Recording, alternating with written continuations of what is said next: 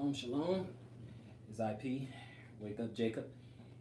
Before I get started, let me know if you guys can, if you can hear me. Let me know if you have good volume on there. Get a 100. Comment a 100 if you can hear what I'm. That the volume's okay.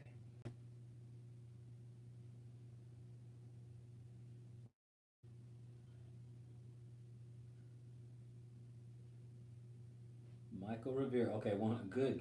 All right, good. I just need to know. I didn't want to have to shout or anything or adjust the volume. I appreciate it. I'll start here in a second. Give a few people. I just kind of popped in. Shalom, shalom, Candace Washington. Appreciate that. Thank you for the 100. I just wanted to make sure the volume was okay. I appreciate that. Thank you. We'll get started. If there's anybody y'all want to tag or let know we're on or whatever, we're going to just talk about it a little bit. Because I know a lot of us bruise. At least today should just be Wednesday for a lot of us bruise. But I know for the vast majority of the sleep or the Christian, this is a holiday for them, but not for us. So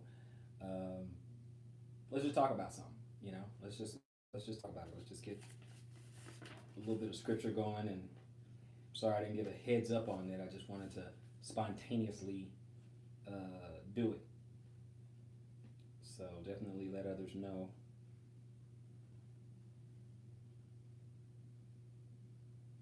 But shalom, one and all. Shalom, shalom. Well, I'm going to jump into it here in just a second. Let's see here.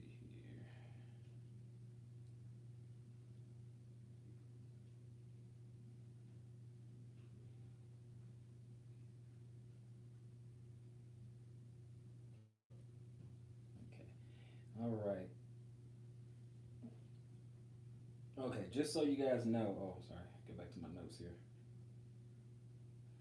Just so you know, this is just a list I put together based on the Bible, right? I'm not saying the Bible says these are the 10 commandments of polygyny or anything like that. Okay, this is just wordplay, just a catchy title, that kind of thing. But at the same time, I want everybody to know that it is biblical nonetheless, right? Every scripture, that I use, not all of it comes from Torah. Okay, so that's what I mean. So I don't want anyone to be like, oh, this brother, he's just making up things and he's adding and taking away or anything. That is not my intention. My intention is not to add from Torah or take away from Torah or anything like that. It's just a title. Okay, it's just a title, just kind of a little guideline, that we can kind of look at and go over. Okay, so that's all that's intended there. Okay, so basically, like the title says, the 10 Commandments of biblical polygyny. Now, this is not about whether or not polygyny is lawful by the Bible and all this. It's not even about that. Okay, that's a completely different debate. So it's just not that. This is for those who already understand, and believe and accept, biblical polygyny. That's really what this is for. This is not about debating whether or not it's lawful. Enlighten one, shalom, shalom, mishpachah. Okay, so it's not, it's not that. It's not a debate about, okay, is it lawful, this and that. That's different. We can have a completely different discussion about that some other time. And matter of fact, the debate is out there. Okay, there's a lot of debates out there, whatever. A lot of people go back and forth in the scripture and stuff like that. So if that's what you're looking for, I mean, it's so much. The internet's replete with arguments and debates about biblical polygyny. So this is really not about that. This is just for those who already pretty much accept it as biblical, that it is allowed by the Bible. So let me go ahead and get into a few of them. Now, the first commandment, okay, of biblical polygyny is thou shalt not covet thy neighbor's wife. Okay, basically stop hating. And we already know that we have that over in Exodus. So that's an easy one, right? That is an easy one. Let's go to Exodus, and you guys already know it, but we're going to go there just because we're going to be thorough. So we go to Exodus 20, so we can read all of it. Exodus 20 and 17? 20 or 17. 17. There you go. It says, "Thou shalt not covet thy neighbor's house. Thou shalt not covet thy neighbor's wife, nor his manservant, nor his maidservant, nor his ox, nor his ass, nor anything that is thy neighbor's." Okay? It says, so thou shalt not covet those things. Notice it didn't say thou shalt not covet thy neighbor's husband. Okay? So anyway, but thou shalt not covet thy neighbor's wife. So you see another man and he has a wife or more than one wife, 2, 3, 4. Don't hate after. Don't hate that. Don't envy that man. Don't covet after that. Okay, go get your own. All right. Don't covet somebody else's wife. Someone that's his. Don't covet his house, his car, and it goes all and his wife. Don't covet his handmaid. Don't covet his manservant. Don't covet any of that that's in his house. Okay. Don't covet any of that. All right. That's not your business. Okay. That's the first commandment. First biblical commandment for biblical polygyny. Don't covet the neighbor's wife. Okay. If another man have multiple wives, salute him and keep it pushing. Don't worry about what somebody else has. Don't worry about what another man has. Okay. So that's number one. So number one, thou of biblical polygyny, thou shalt not covet thy neighbor's wife. Period. Okay. You just don't do that. Okay. The next one is likened unto it. I'm just backing up and I'm going to do a couple of other scriptures. Shalom, shalom. All right. Exodus 20, I'm going to back up to 14. Thou shalt not commit adultery. Thou shalt not commit adultery. That's the second commandment for biblical polygyny. Because again, this man has, a wife. You can't be with her. Okay? It's just that simple. If a woman is married, you can't have no dealings with this woman like that. In any kind of questionable way, any kind of questionable fashion or anything like that. Okay? You cannot. And adultery is defined by the woman's marital status. Period. That's how adultery is determined. So therefore, you cannot be in a relation, you cannot be in a sexual act with a married or engaged woman. You cannot do it, okay? She can't marry or engage, betrothed. You can't mess with this woman at all. So that's all determined if a woman is married. I'm going to got a couple of over here. Hebrews 13 and 4, still on that second commandment. Hebrews 13 and 4 real quick. I'm going to get in, give it to you, and get out. 1 second. We'll go to Hebrews. There we go. 13 and 4. Marriage is honorable in all, and the bed undefiled. But whoremongers and adulterers God will judge. No adultery when it comes to biblical. You look, if you cannot see this as marriage, if you can't see this as multiple covenants, don't get into this. Don't get into biblical polygyny whatsoever. If you can't understand that it's actually marriage and that the Most High is looking at each covenant seriously. Each covenant. Period. Okay? Each covenant is serious. Each covenant is a marriage. Each covenant is a marriage. If a man has 4 wives, he is married to them each. Okay? He's not just married to them all. He's married to them each. So each is a covenant. Okay? Therefore, you can't covet or envy another man for having more than one wife, and then try to sweet talk your way to get this other woman. You cannot do it. You cannot do it. That is adultery. The marriage is honorable in all. Okay? Marriage is honorable in all, and the bed undefiled. But whoremongers and adulterers God will judge. Listen to that. I'm talking to all those fellas. Whoremongers and adulterers, God will judge. You got to ask yourself, you believer of the book, do you believe this will happen? Do you believe he will judge whoremongers and adulterers?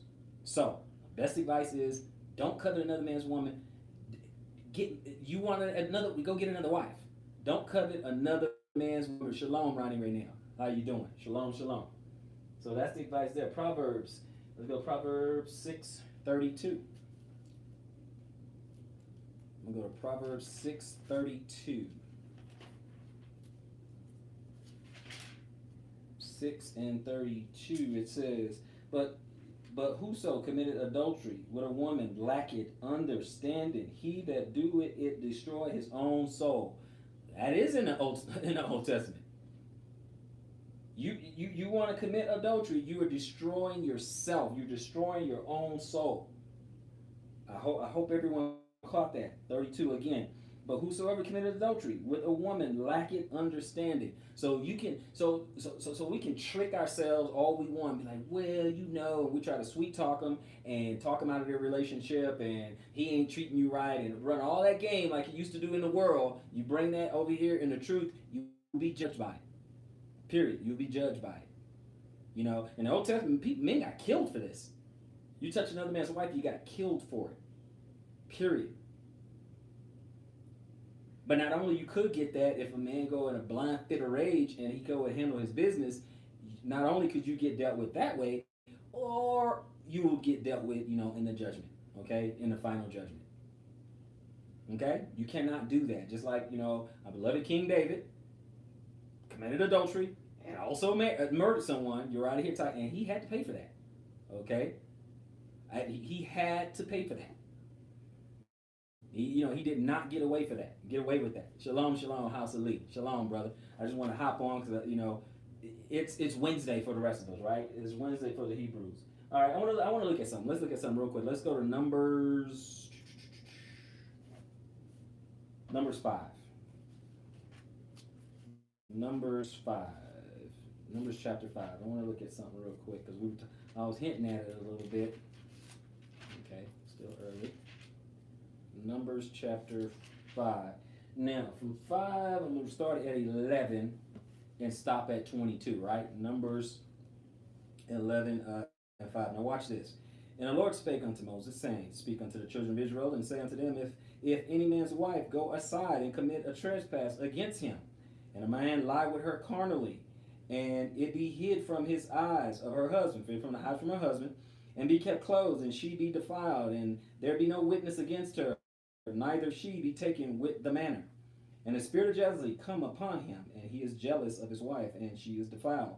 Or if the spirit of jealousy come upon him, and he be jealous of his wife, and she be not defiled, then shall the man bring his wife unto the priest, and she bring her offering for her, and 10 parts of an ephah and barley meal, and he shall pour no oil upon it, nor put frankincense thereof, for it is an offering of jealousy, an offering of memorial, bringing iniquity to remembrance. And the priest shall bring her near and set her before the Lord. And the priest shall take holy water in an earthen vessel, and the dust it is in the floor of the tabernacle the priest shall take and put it into the water. And the priest shall set the woman before the Lord and uncover the woman's head. That's a quick aside. Uncover her head. So it was tradition that women covered their head in Israel. And uncover her head. Let me find my place. Sorry. Into the water, and the priest shall set the woman before the Lord and uncover a woman's head and put the offering of memorial in her hands, which is the jealousy offering. And the priest shall have in his hand the bitter water that causes the curse. And the priest shall charge her by an oath, and say unto the woman, If no man has lain with thee, and if thou hast not gone aside to uncleanness with another instead of thy husband, be thou free from the bitter water that causes the curse. But if thou hast gone aside to another instead of thy husband, and if thou be defiled, and some man have lain with thee beside thy husband, then the priest shall charge the woman with an oath of cursing, and the priest shall say unto the woman, The Lord make thee a curse and an oath among the people, when the Lord make thy thigh to rot and thy belly to swell. And this water that causes the curse shall go into thy bowels and make thy belly to swell and thy thigh to rot. And the woman shall say, Amen, amen. Like, may it be so. Let it be done. That kind of thing. So that's what I'm pointing out how serious adultery is. And also notice that there is no protocol for a woman to take her husband to the priest to see if he slept with another woman. Okay, so I just notice that. Okay, this is just the spirit of jealousy come over a man. Now, again, let me go ahead and say for the record, because people are going to say, "Oh, this brother said women can't get jealous." Yeah, women do get jealous. I'm just saying she can't take her husband to the priest. That's all I'm saying. Okay. Oh, thank you, M4 Johnny. Yeah. So yeah, there's no jealousy test for a woman. Okay. Again, let me make it clear. So if somebody try to call me out, this brother said women don't get jealous. Yeah, women do get jealous, but they can't go take they can't take their husband to the priest. It's, that's it. Okay, if a man takes another wife, that's it. That's how it goes. Okay, that's just how it goes. So that's number 2 in the 10 Commandments of biblical. Okay, number 3. Let me look at number 3. I wrote them all down. So let me. Okay, thou shalt perform the duties of a husband. What I mean, patriarchy, work, lead, things like that. Thou shalt perform the duties of a patriarch. Okay, so for example, let's go to 1 Peter. I'm using the whole Bible again. I didn't say this was all in Torah. Okay, said that in the beginning. It's not all Torah. But 1 Peter 3 verse 7. Okay, it says, likewise, ye husbands, dwell with them according to knowledge, giving honor unto the wife as unto the weaker vessel, and as being heirs together of the grace of life, that your prayers be not hindered. Okay, so we have to deal with them as husbands with understanding. Understand that they're the weaker vessel. If they don't understand a certain matter a certain ways because they're the weaker vessel, they have a different perspective. They usually think of things more emotionally rather than logically. You got to do, they may not be where you are in the Bible, or they may not just share your perspective. So we got to deal with them in an understanding way. Okay, it doesn't mean let them run crazy and rebel and all that. It doesn't mean that. Okay, but it does mean that we do have to deal with them with some understanding. So there's a certain level where you got to be fair. You got to be fair. Deal with them with some understanding. Okay, Ephesians 5. Let's go to Ephesians 5. Okay, and actually there's Ephesians in a couple of places, but let's see. Ephesians chapter 5 and 28. Okay, so ought men to love their wives as their own bodies. He that loveth his wife loveth himself. Okay, I'm going to drop down because I'm skipping a little bit. I'm going to go to 31.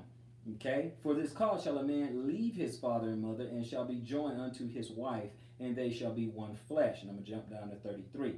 Nevertheless, let every one of you in particular so love his wife, even as himself, and the wife see that she reverence her husband. So I'm going to get back to that again, but it is commanded that we are loving the wife. So if it's wife number 2, number 3, number 4, number 5, you are to love her. Okay, you are to love her.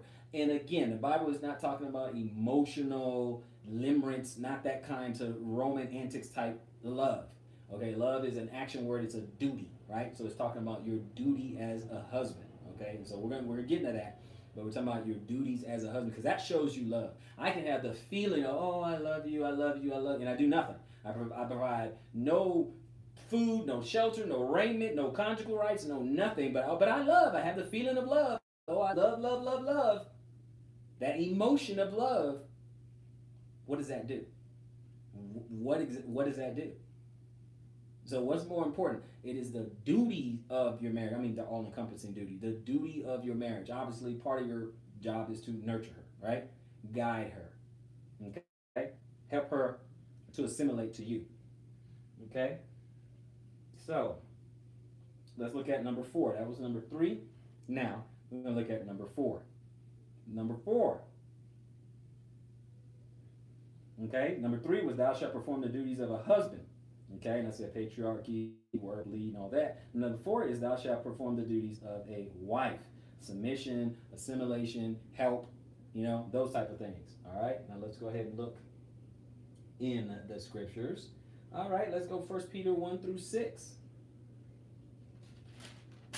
1 Peter chapter 3. And let's look at this 1 through 6.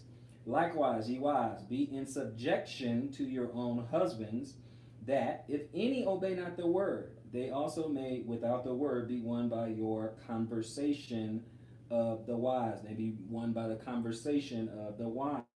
While they behold your chaste conversation coupled with fear, whose adorning let it not be that of outward adorning, or plaited the hair, or wearing of gold, or the putting on of apparel, but let it be the hidden man of the heart, in that which is not corruptible, even the ornament of a meek and quiet spirit. Okay, so the ladies, those who care to look at this particular video, understand that You win your husband. You have a positive influence over your husband, meaning him being his best, being the best head he can be, the best leader he can be, the best patriarch he can be. And he does that with your meek and quiet spirit. That doesn't bring out the best in a man. Nagging him it never brings out the best in a man. Okay? Shalom, shalom, Miss Ragsdale. Okay, so the nagging, that's not going to get it. That doesn't bring out the best in a man. Okay? So it's the meek and quiet spirit. Okay? And then I'm going to go back to Ephesians. We just read Ephesians. Well, I'll do it anyway. I will do it anyway. Ephesians, since I'm right there. Okay?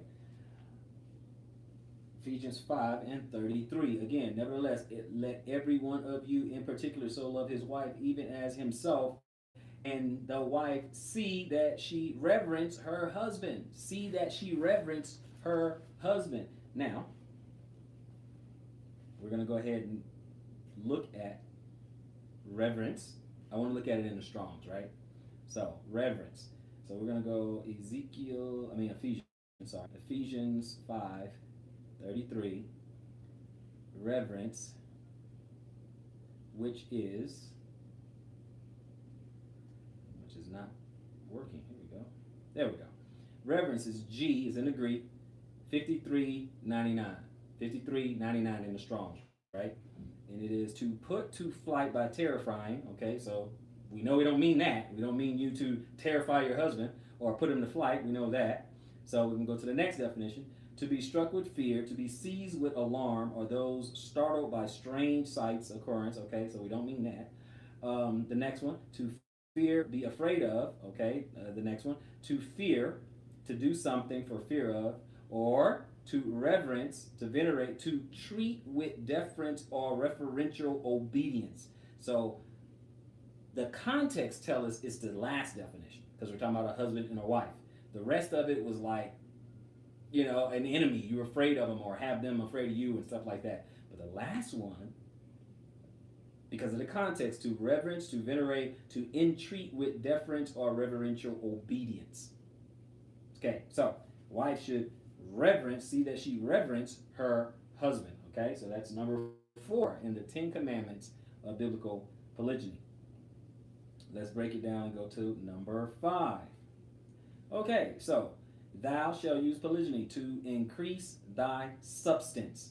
You shall use polygyny to increase thy substance. That means polygyny has a purpose. You want it, there is a purpose there that he purposed it in your house to do it. It's not just for you to have fun and just have your jollies and that's it. Of course you can enjoy your wife or wives or whatever. Of course, that's okay. Okay, that's part of it.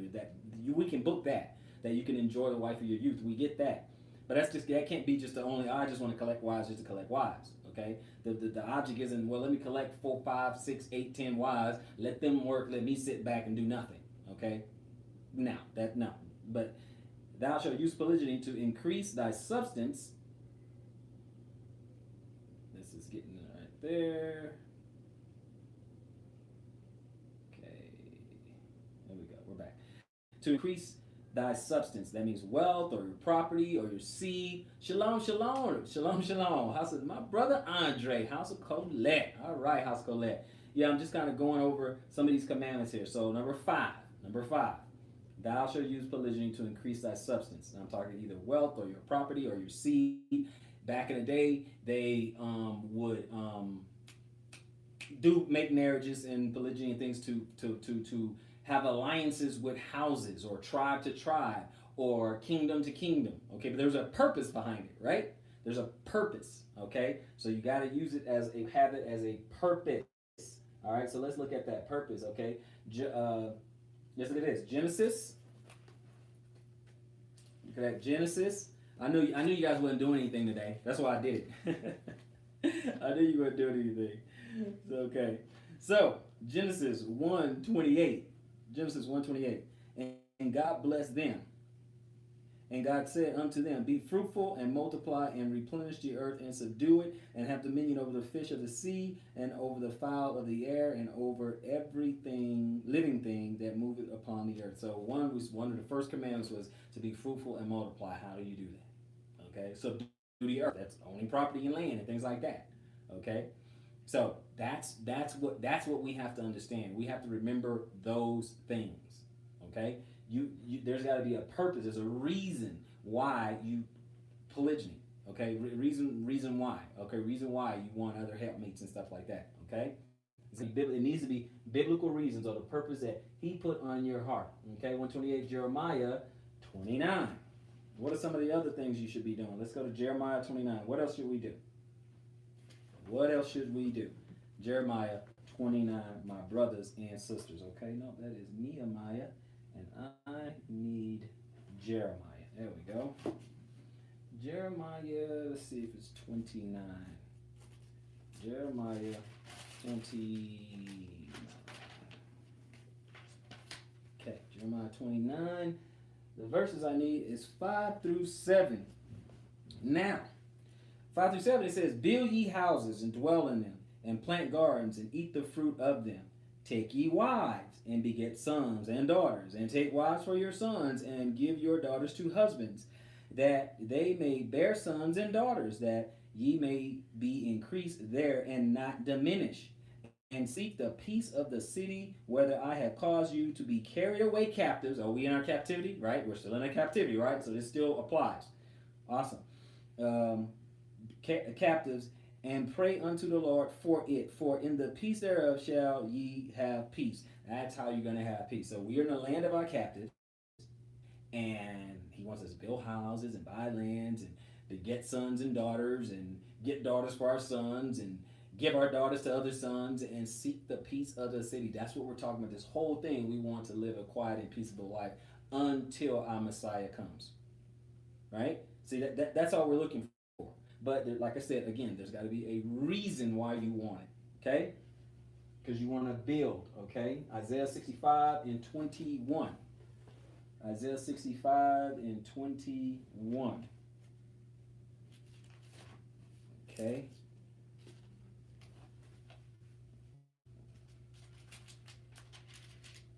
And 21, which says, and they shall build houses and inhabit them, and they shall plant vineyards and eat the fruit of them. Okay? They shall not build and another inhabit, and they shall not plant and another eat. For as the days of a tree are the days of my people, and my elect shall long enjoy the work of their hands. Okay? He wants us to increase our substance. He wants us to build houses. He wants us to bring up righteous seed, have sons, have daughters, and things like that. Those are the type of things that He wants us to do. He also wants us to seek the peace of the city. That's why we don't have to go around, especially in Israel, we don't have to go around and find trouble. Trouble finds us. Okay? So again, there's got to be a purpose to why you want this. Okay? Let me go Proverbs 13.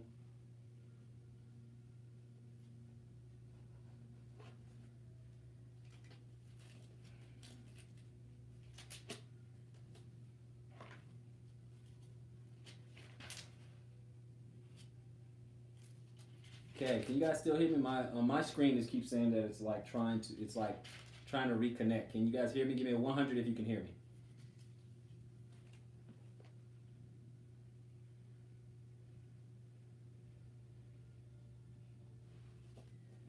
Oh, okay, good. You still hear me? Okay, good. On my screen it's saying it's buffering, but I'm glad you guys can hear me. So, Proverbs 13 and 11. Okay, thank you, brother JC or J Car 3. Okay. It says, 11, it says, wealth gotten by vanity shall be diminished, but he that gathereth by labor shall increase. When we work for it, that's what we do. We're working, okay? We're working for this, okay? So again, kicking back, doing nothing, saying, let me get 10 wives and I'm not going to work. That doesn't work. We're not doing that. That doesn't go around here, okay? I don't know what you're doing. I don't know what you're doing. You're just collecting wives. Okay? I don't know what you're doing. She's supposed to be a helpmeet, but you got to be doing something for her to help you with. Something, right? I mean, you got to be doing something, okay, to help you. So if you're doing nothing, bruh, I mean, what's going on? All right? Let's see if we got, okay. Nope. That's it for that. Now we're going to go to the 6th, okay? The 6th commandment of biblical polygyny. Thou shalt leave an inheritance to thy seed. Thy shall lead an inheritance to thy seed. Freedom of speech. She said, I was in a polygynous relationship. Awesome, awesome. Israel Lewis, if I get another wife who's a nurse, what should I do with her? Use her as a nurse. I don't know. I think she should be nurse. Use her as a nurse. Use those skills. If I get a wife and she's a nurse, what should I do? Let her be a nurse. We need nurses in Israel, so let her be a nurse. Thou shalt leave an inheritance to thy seed. All right, let's see what we got there. Proverbs 13:22. Proverbs 13:22. And look at that, I'm already there. Proverbs 13:22, guys. 22 says, a good man leaveth an inheritance to his children's children, and the wealth of the sinner is laid up for the just or righteous, right? So, a good man leaveth an inheritance to his children. So we're talking about inheritance. We're supposed to be leaving an inheritance, okay? You're working for something, right? There's a purpose for you working. None of this crap, the stuff that we accumulate is not going with us. It's not going with us. So, what's the point in amassing wealth? What's the point of building a homestead? What's the point of having all these wives and things like that if you're not going to leave an inheritance to your children? And it can be anything. It can be a homestead. It can be a business. It can be a life insurance policy. It can be anything. But leave an inheritance for your family. That's what a just man does.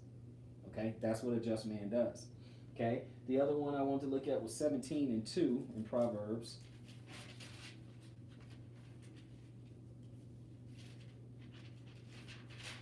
17:2. A wise servant shall have rule over a son that causeth shame, and shall have part of the inheritance among the brethren. Part of the inheritance. I can go on and on about inheritance. Okay, I can go on and on and on about inheritance. That's what this is about. Okay, and just so you guys know, I know you guys can see it, but it still has that wheel that is trying to reconnect. So just so I know I'm not talking to the air, put a 100 in the comments real quick, if you don't mind, because on my screen it keeps saying it's reconnecting. So I could be just talking to the air. Well, okay, good. I'm glad you guys can see it. So it may be just a screen thing. So we'll get through it. We'll push through it. Okay, so it's got to be inheritance. Okay, another thing, the sixth one. Okay, let me go over to number 7. So Exodus 21. Awesome. Yeah, all right, so I'm going to go over to Exodus 21, and I'm going to read you guys the 6th commandment of biblical polygyny. Now remember, I'm coming out of the Bible for it, but I didn't say it was all Torah, okay? So, but it's all Bible. Okay, Exodus 21. Okay, 21 and verse, okay, hold on. So, it says on verse 7, now we're on the 7th commandment of biblical polygyny. Thou shalt provide food, raiment, and conjugal rights to each wife. All right? You guys already know where I get that from. That's 21. That's 21 and 10. If he take him another wife, her food, her raiment, and duty of marriage shall not be diminished. I mean, and the duty of marriage is conjugal rights. Look at that. You got to consummate. Okay?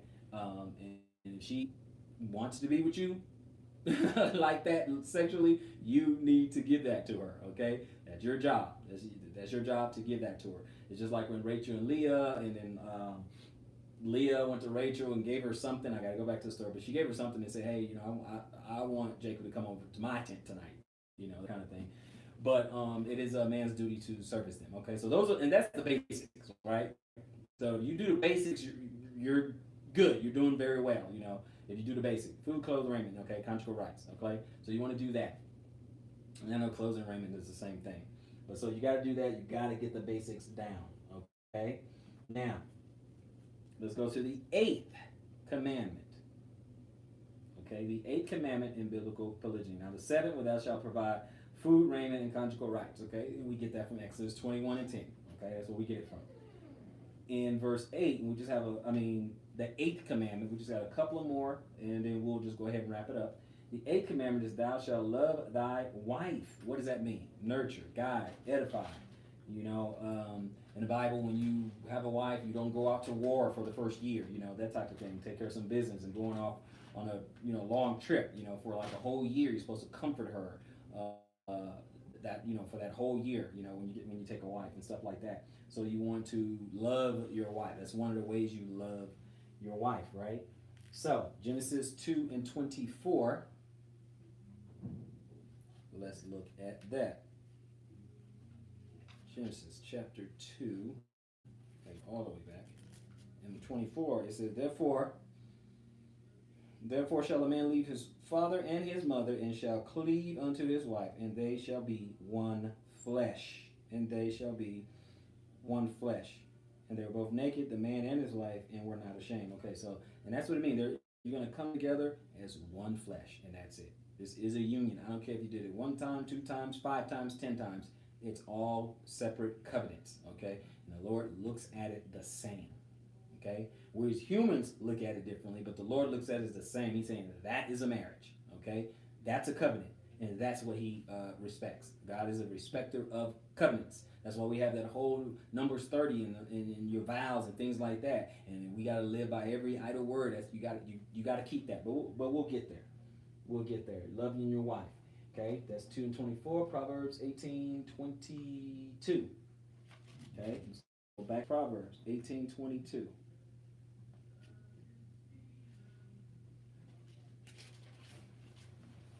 You guys with me? Y'all got nothing to do today. Yeah, I got nothing to do today. Okay, Proverbs 18:22. Don't forget that just that fast. I'll give you these last two, and I'll let you guys go. Just wanted us to fellowship just a little bit virtually on Wednesday. Okay, 18 and 22. Okay, verse 22.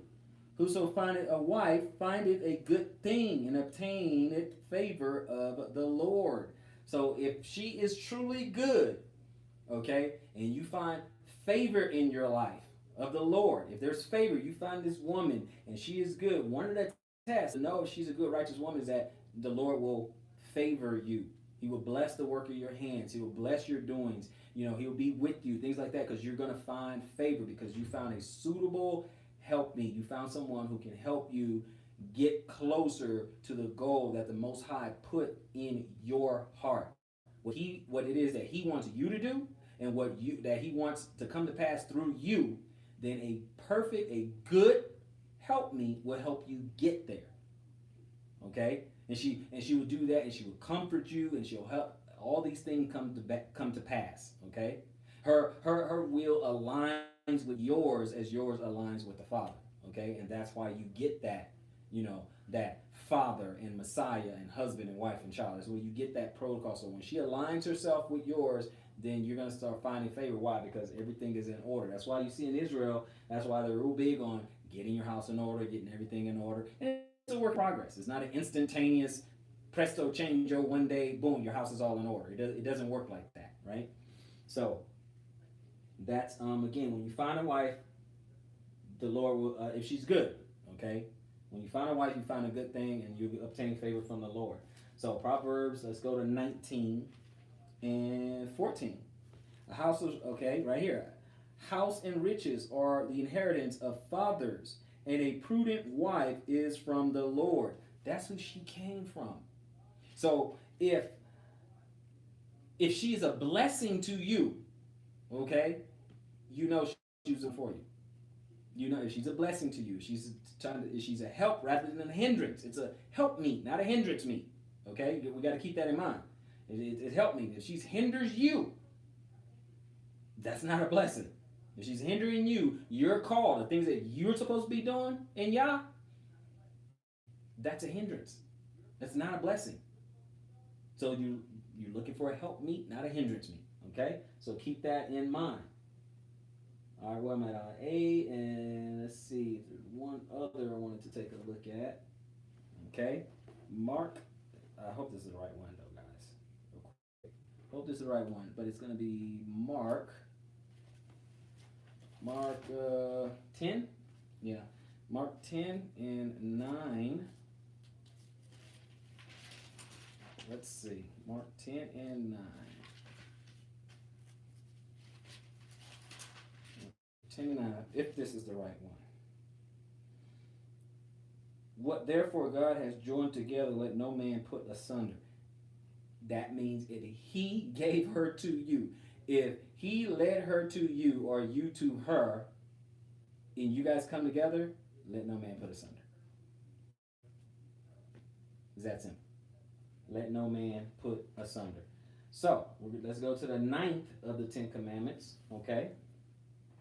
And let's see what that says. Number 9. Thou shalt not despise thy firstborn. Don't despise your firstborn. He said, how do you discern it? You know what? If you have any questions, go ahead and type it in there, and I'm going to answer it at the end. I'm just get all 10 out of the way, and then I'll answer it. I'll go back to that in the end, okay? So, thou shalt not despise thy firstborn. Now, let's take a look at that. It's Deuteronomy 21. It's a good question, and I will answer you. It's a good question. No problem. Yeah, just keep putting questions in there, and then I'm going to go look at those questions, and we'll answer. So, let's see. Thou shalt not despise the firstborn in the Deuteronomy 21.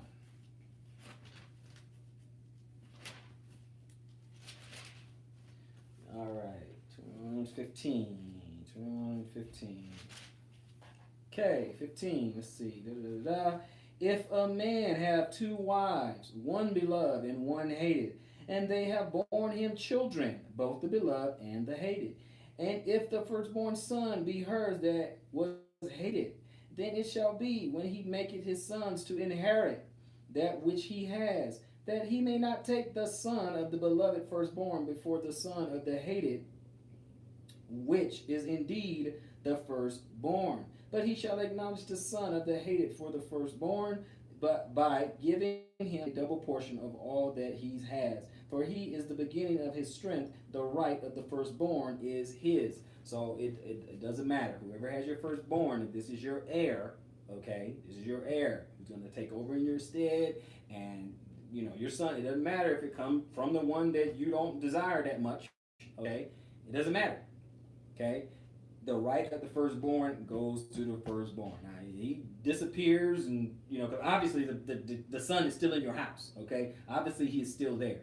Now, if he's abandoned you, he's gone, he's halfway across the world, you have no idea where he is and all that, that's different. But obviously, the son is right there, okay? It's right there. So it doesn't matter whose womb he came out of, that's your firstborn. Period. That's your firstborn. Don't despise it, and I'm not going to tell you to go against Scripture. Don't despise your firstborn, okay? Just don't do that, all right? So, if he's right there, hey, he's right there, okay? Brianna Janae Walker, shalom, shalom, shalom, shalom. Now, let's get this last one out of the way, okay? So, let's get this last one. The 10th and final commandment of biblical polygyny. Now, if you have any questions, go ahead and type it in there, then I'll go back in there and I'm going to look at it real quick. The 10th and final commandment. Thou shalt keep thy covenant, okay, because like I said earlier, that the Lord is a Lord of covenants. That means you got to take it seriously, okay? This is not boyfriend, girlfriend, okay? This is not boyfriend, girlfriend. This is real marriage, okay? So let's look at it. Like, what is marriage and all that, okay? Let's look at a couple of these. Malachi, okay? Let's go to Malachi real quick.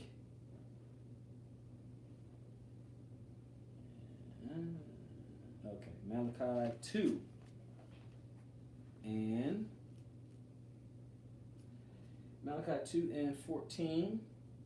Look at how he looks at these things. 14, he said, Yet ye say, wherefore? Because the Lord has been witness between thee and the wife of thy youth, against whom thou hast dealt treacherously, yet is she thy companion, and the wife of thy covenant. The wife of thy covenant. Okay, so you have basically you still have a covenant with her. It's still intact. And did not he make one? Yet had he the residue of spirit, and wherefore one, that he might seek a godly seed. I told you we're supposed to be raising up godly seed. He is seeking a godly seed. Okay? All right? Therefore, take heed to your spirit, watch yourself, and let none deal treacherously against the wife of his youth, or your first wife, or what, just your wife indeed. Do not deal treacherously with her. Okay? Don't you can't do it. Okay? You got to tie up some loose ends, you better tie up the loose ends, but do not deal treacherously with the wife of your youth. It's that simple. So just, and I just say it don't have to be the wife of your youth. Don't deal treacherously with your wife. Just don't do that. Okay? So let's see here. I did 14. Yeah, I just read. Yeah, I read both of those, 14 and 15. So you guys take care. You take a look at that. Don't deal treacherously with the wife of your. It's just like when the Pharisees came over to Messiah, and they're like, can we put away a woman for any cause? Well, no, not for any cause.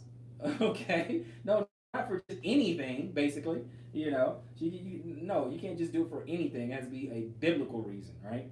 Okay, and he goes on to give you example, adultery and stuff. So yeah, it's got to be a biblical reason. Proverbs 2:17. Proverbs 2:17. Which forsaketh the guide of her youth, and forgotten the covenant of her God. Okay? Covenant. He's a respecter of covenants. That's why when we get to judgment, he's going to judge us by every idle word. Every idle word. And you look at Numbers 30, vows and oath and things like that. That's why he said, let your yea be yea, let your nay be nay. That's it. None of the wishy-washy, on the fence type stuff. You're going to have to you and I are going to have to give an account for the words that we say. It's that simple. So choose your words wisely. Now, have we all spoken foolishly? Of course we have. We've all spoken foolishly. But you better repent of that, because you're going to have to answer for it in the day of judgment. Okay? Shalom, shalom, fam. You're going to have to answer for it in the day of judgment. So let's look at it a little bit more. Let's see. Ecclesiastes 5:5. Let's look at that one. Ecclesiastes 5:5. Shalom, shalom. 5 and 5. And it says, better is it that thou shouldest not vow than that thou shouldest vow and not pay. Suffer not thy mouth to cause thy flesh to sin. Neither say thou before the angel that it was an error. Wherefore should God be angry at thy voice and destroy the work of thy hands? So we got to watch what we are saying, period. You made a vow, he expects you to keep it. Just like Joshua, he told him not to make a covenant. Okay, when he told to Joshua, to the enemies, but he made a covenant, and then he wasn't going to keep it. But then the Lord was like, "Nope, you got to keep it. You made a covenant, even though it was a bad covenant." Okay, but nope, keep it, because he's big on vows. He's big on your oath. He's big on your word, and that's what it means by your word is your bond. You are bonded by your word. That simple. Okay. That simple. Unless somebody breaches, okay? But it's that simple. It stands until it's breached, okay, and dissolved. All right? So let's just keep that in mind. Again, we already know Numbers 30 and 2. We know, but let's go to it. We're not going to read the whole chapter in Numbers. We won't read the whole thing, but we'll take a look at it. We'll take a look at it real quick. Numbers 30 and 2, and it says, if a man vow a vow unto the Lord, or swear an oath to bind his soul with a bond, your word is bond, he shall not break his word, he shall do according to all that proceeded out of his mouth. Keep your covenant. So none of this slick talk where you just trying to collect a bunch of wives and that's it. And then when you don't like them or whatever, if they didn't do anything wrong, and you don't like them and you just want to, put them away, divorce them, and things like that. You can't do that. Okay? There's got to be a reason. Shalom, shalom, Lisi. Shalom. There's got to be a reason there. Okay? So you just can't just go around collecting wives. Okay? It doesn't work like that, because your word is bond. You can't just be like, well, I'll just plan. I'm just kidding. I'm just playing. My bad. No. Can't do that. My brother. Okay? You can't, you know, we cannot do that. We can't just test the waters. Deuteronomy 23. Next chapter. All right? It was in Numbers. Let me go to Deuteronomy 23 so we can start wrapping up this last one since we're on 10. Deuteronomy 23. 23, and let me do 21 through 23. 21. When thou shalt vow a vow unto the Lord thy God, thou shalt not slack to pay it, for the Lord thy God will surely require it of thee, and it should be sin in thee. But if thou shalt forbear to vow, it shall be no sin in thee. So if you don't promise, if you don't vow, it's not a sin to you. And 23, that which is gone out of thy lips, thou shalt keep and perform, even a free will offering according as thou hast vowed unto the Lord thy God, which thou hast promised with thy mouth. Okay? Word is bond. So whatever, that's it. That's it. You vowed, you made a covenant, you keep it. Unless she breaches it, you keep it. You keep it. Okay? It's that simple. It's really plain and simple. All right? And I think I had one other. Let me see. Ezekiel 16 and 8. I have one more for you guys. Ezekiel 16 and 8. And then I'll leave you guys and answer the question. Hold on.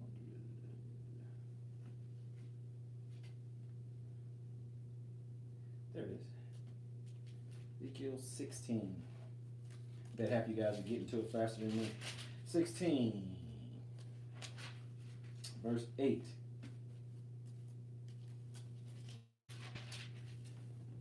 Now, when I pass by thee and look upon thee, behold, thy time was the time of love, and I spread my skirt over thee and covered thy nakedness. Yea, I swear unto thee and entered into a covenant with thee, said the Lord God, and thou becamest mine. And that's exactly what you did with your wife. You went into a covenant with her, and she's yours. Okay, so he's big on covenants. He made a covenant with Israel. Okay, of course Israel broke it, but he made a covenant with Israel, and we became his. Now, last spot I'm going to go to, and then I'll start looking at some of the comments, is Matthew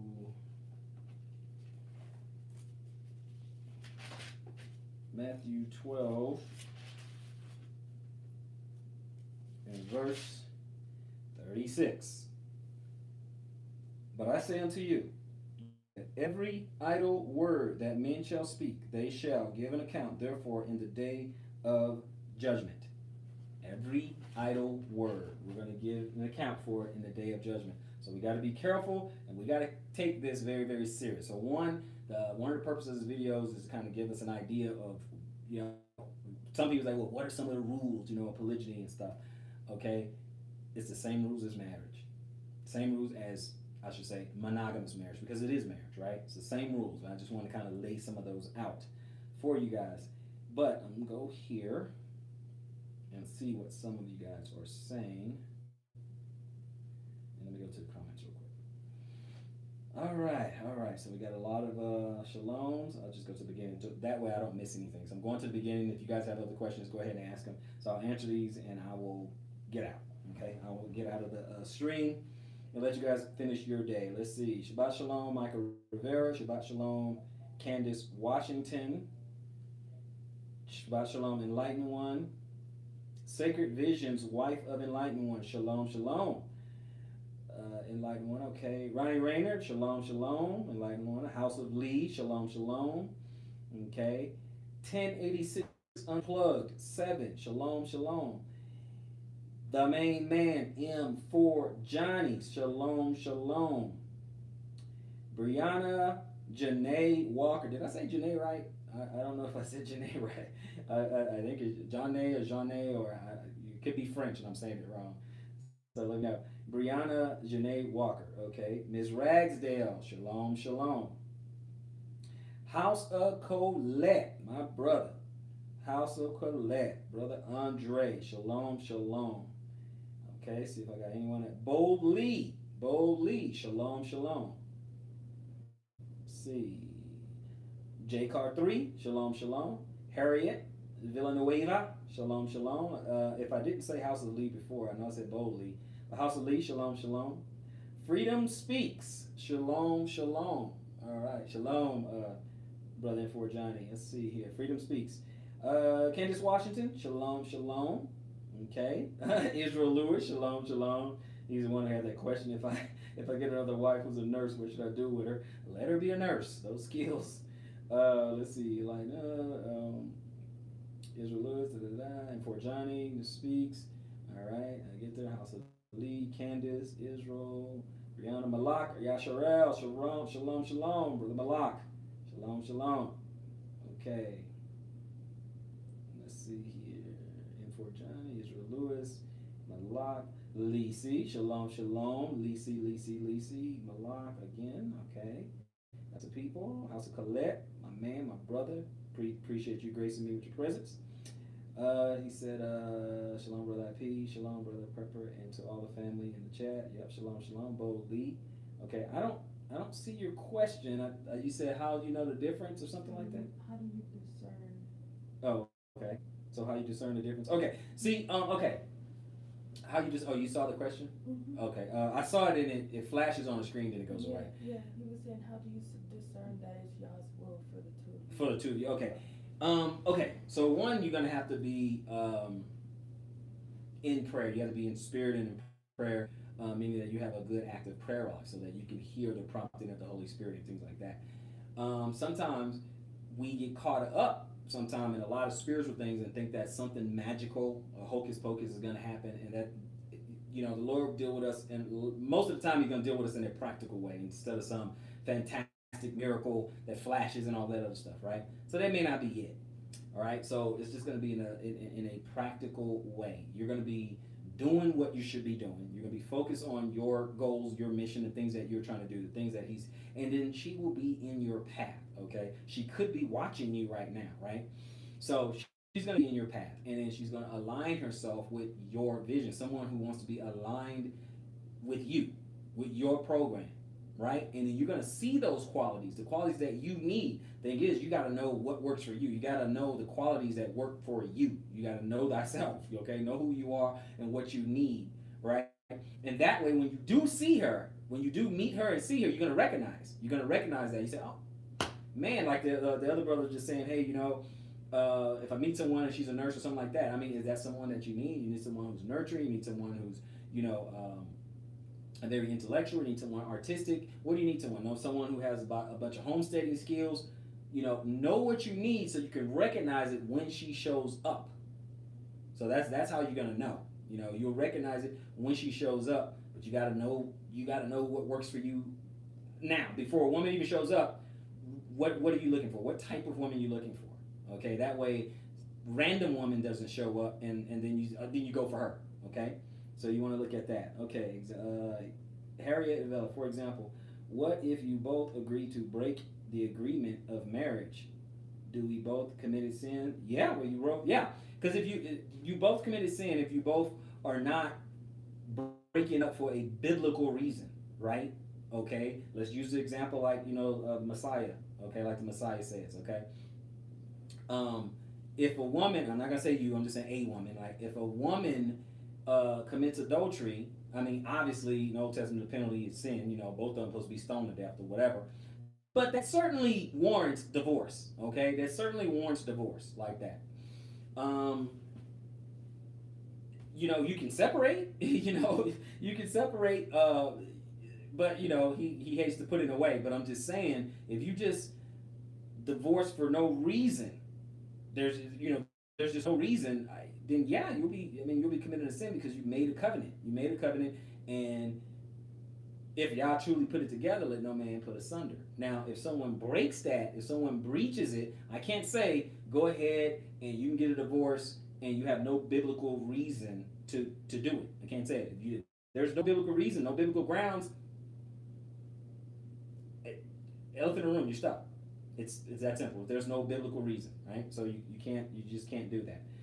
And yes, you both have committed a sin if you broke in your covenant and there's no reason to break it. Okay? You can't just divorce for no reason. Exactly. You can't just like one said, you can't divorce for no reason. Exactly. You just can't do it. even if it's just verbal agreement. Okay, you have to explain what verbal agreement that you're talking about.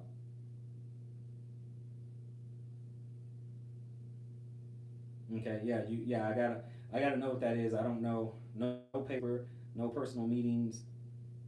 I mean, but what does that mean? Did you just say over the phone, "Hey, we're married now," or I don't understand what. I got to know the extent of the agreement. And before Johnny said that they were betrothed. Yeah. I'm reading that. He said, then on the waiver, he said you were. Oh, he's asking the question. He said you were not married, betrothed, correct? Okay. So yeah, he's asking a question. What if you are betrothed but not officially married?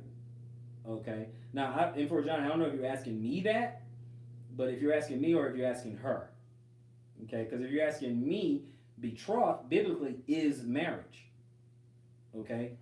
That's if you're asking me. I don't know if you're asking me or her.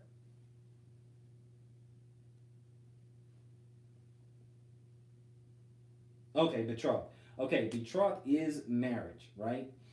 And that would require a divorce. You know, you still like if someone, even if you haven't, in other words, you haven't consummated, right? But if you agreed that you are betrothed, then you are married. Because remember, if you look at Mary and Joseph, he was about to put her away privately, even though he hadn't even slept with her yet. But he was still about to put her away privately. That that kind of thing.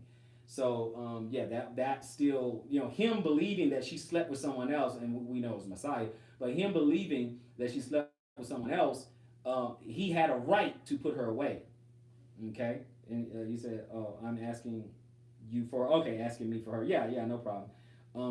Yeah, no problem. Yeah, no, betrothed biblically is marriage. For example, I'll give you another example. Take Rachel and Leah. When Jacob was working those 7 years for originally Rachel, but we know he got ended up with Leah. But think about this: when he was working for Leah or Rachel for either of the 7 years, then I ask you, during that 7 year period, can another man come along and be like, hey, Laban, can I take one of these daughters right here, to be my wife? No, they're intended. Whichever one you're talking about, whichever 7 year period you're talking about, no, Leah was engaged for 7 years because Jacob was working on that. Okay, he was working on it. We all know the story. We know Jacob was trying to get to Rachel and he got tricked. He got Leah instead. We know that. But what I'm saying is that even in that, Leah couldn't be with anyone. Rachel couldn't be with anyone. No, that's engaged. He was just working off basically the bride price. Okay, because you could have paid for it today, what we call like layaway, right? So if you have something in layaway, and I'm sorry for the crude example, but you have something in layaway, the store can't go sell it. Okay, that's intended for someone else once the payment is complete. Once it's over, once it's paid in full, hey, that's whoever's buying it, right? So betrothed is marriage without the consummation yet, right? Without the signing on the dotted line, as it were. Okay.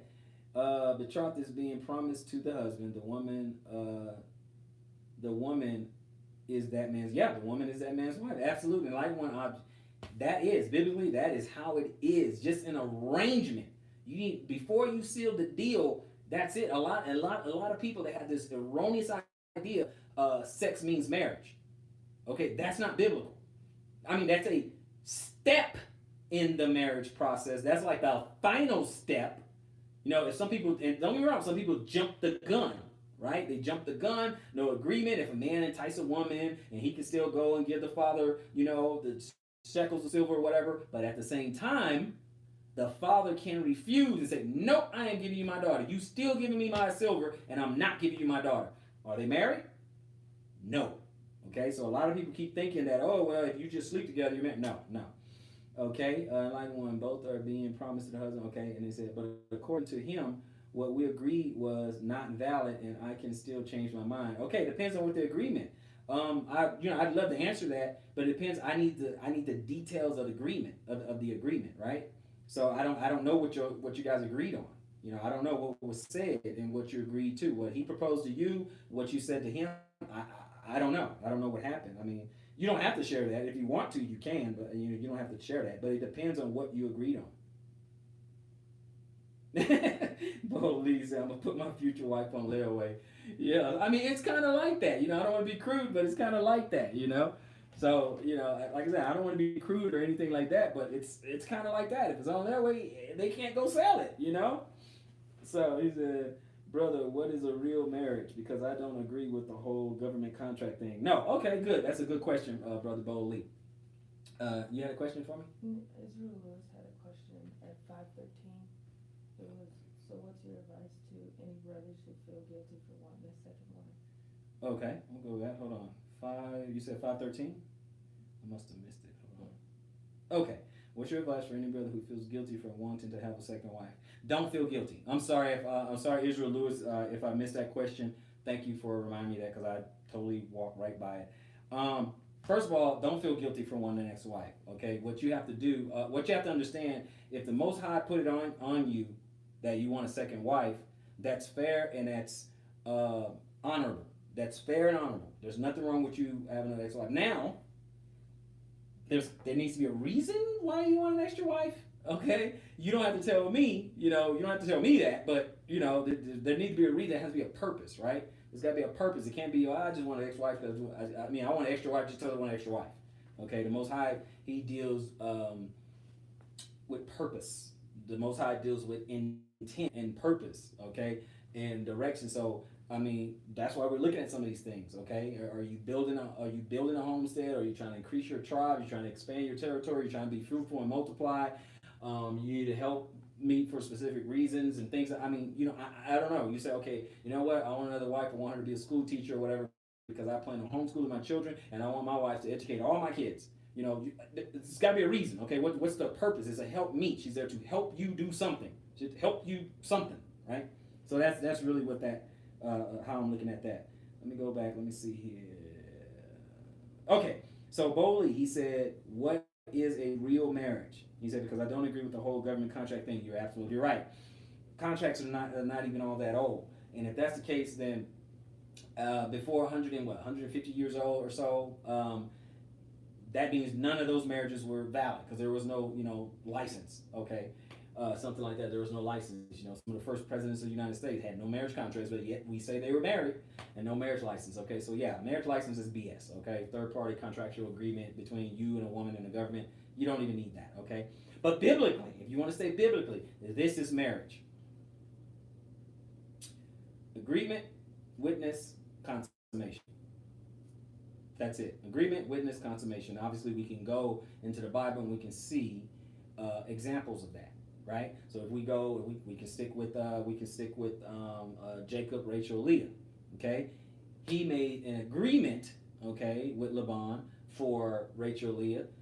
They remember after the 7 of them, they threw a feast and all that. And he got drunk and all that. He had witness, went in unto Leah. He had a witness, and they consummated. Okay, everybody saw that. Everybody knew why Jacob was there. He's there. Boom, he's gonna get married. He's gonna get a wife. So you got witness. All 3 right there. If you want to look at Isaac and Rebekah, okay, Abraham sent out his servants, say, go get a wife for my son. They went over, found Rebekah, talked to her people, had an agreement, hey, I'd like to get your daughter for my master's son and all that. Agreement, they said, yep. They looked at Rebekah, they said, hey, will you go with him? She said, yeah, I'll do it. Boom, the agreement, they went on it. That's all the witness, because there's everybody. There's her and her family, there's everybody. The servant brings Rebekah back, whatever, brings to Isaac's mother's tent. They consummated. There you go. Agreement, witness, consummation for real marriage. Okay, those 3 things: agreement, witness, consummation. There you go. Okay, so that's real marriage. He says, okay, let's see what else we got. Let me back up a little bit. Here we go. Okay, thank you. Okay, I'm glad I answered that question for you. Harriet Villanueva. All right. He said, okay. Israel Lewis is all good, brother. He said, and thank you also for John for helping me with my car. Okay, no problem. Okay. Enlightened one. That's why I feel it's great to have a ketubah written up as early as the beginning of the courting process, so it is completely understood what's expected from each other for the household. That is simply wisdom. Okay, that's all that is. Enlightened one. That's just wise. That's what should be done. That's exactly what should be done. Okay, so for Johnny, he says, so what is the difference between betroth and marriage according to the Bible? Okay, it's real simple. Betroth is just the agreement in what we call today engaged, right? So when you're engaged, y'all haven't had the ceremony, you haven't consummated, at least not supposed to, not supposed to have consummated or anything like that. So it's engagement without sex, okay? Or betrothal is marriage without sex. It just hadn't happened yet, right? Because, like I said, Joseph was married to Mary. It just didn't do anything yet. Jacob was married to Rachel and Leah when that 7-year period began. When he started working for them, they were married. They were off the market, period. When a woman is off the market, that's betrothed. Now, when you say, and it is marriage. Now, when you just say marriage, they consummate it. They seal the deal with sex. That's, really what it is. They seal the deal. Okay? Good question. Okay. I hope that answers the question. I hope that's clear and concise. Oh, he said I thought betrothed was like engaged, not married. No, betrothed is. We might call it engaged today, but technically it is marriage, right? But here's the thing. When you are betrothed, that woman can't go see anyone else. She can't go date anybody else. She can't go talk to nobody. She can't be dealing with no other dude at all. She's off the market. Okay. And then when it's betrothed, and in the Bible, when someone is betrothed or had an agreement, but they haven't consummated, if she went off and slept with someone else, that counted as adultery. See, it's the same thing. Just like if you're engaged in a worldly sense, if you just we just engaged, we'll be married 8 months and stuff like that. If that woman goes and sleep with someone else, that is adultery. That's adultery. She was intended to be with you and about to get married to you in 8 months. She goes sleep with someone else, that is adultery. And all your word was engaged, okay? That's marriage still, okay? Bo Lee, what does consummated mean? Consummated. Consummated, I'm not sure that, but consummated is sex, okay? You sealed it with sex. So you need a third person for witness or the parents. You could have the third person as a witness, okay? Or in some cases, the Most High. Between Adam and Eve, obviously, the Most High is the witness, okay? But yeah, anyone can be a witness, okay? Anyone can be a witness, okay? So you do have that. Yeah, it could be the parents, could be a pastor, could be a brother, okay? You can get married biblically. It could be just brethren, okay? It didn't have, you don't have to have, a pastor and stuff like that, biblically. Or can it be you, the woman, and the Holy Spirit through prayer? Okay, it is. Yes, you can. I have to say yes, you can. Because remember in the scripture where it says, if a man entice a woman and all that, and he sleeps with her and he humbles her and all that, he shall surely endow her to be his wife. So if you do that, y'all consummate and get together, y'all can keep on going. Because the Lord is always a witness to what you're doing, right? So he's always a witness to what you're doing. So yeah, so that still counts. Okay, because otherwise, think about it. If I go the other way, that means, well, nobody was around, so it never did happen. That's wicked, right? So I can't say that. That's wicked. So yeah, no, it could be the Holy Spirit, and we already know the Lord's eye is all over. Okay, He sees what we're doing. So absolutely. Rosie UK, shalom, brother Robert and family. Apologies, I'm a little late to the party. No problem, sister. No problem. I was just about to wrap it up. I didn't know how long this thing was gonna last, but I just wanted to jump in. Boldly, amen. Okay, thank you, bro. No problem. Boldly, thank you, brother. No problem at all. I just wanted to, kind of jump in on the day. Give us all something to do, something to talk about, something to, give us this day because we know what day this is for, for the heathen, and we ain't want no part in that. So, hey, I figured let's do something. Let's chop it up a little bit. So I hope you guys got something out of it. I'm not going to take a whole lot of your time or whatever. But again, that was the 10 commandments of biblical polygyny. So I'll see you guys on the next one. Until next time, stay woke, guys. Shalom.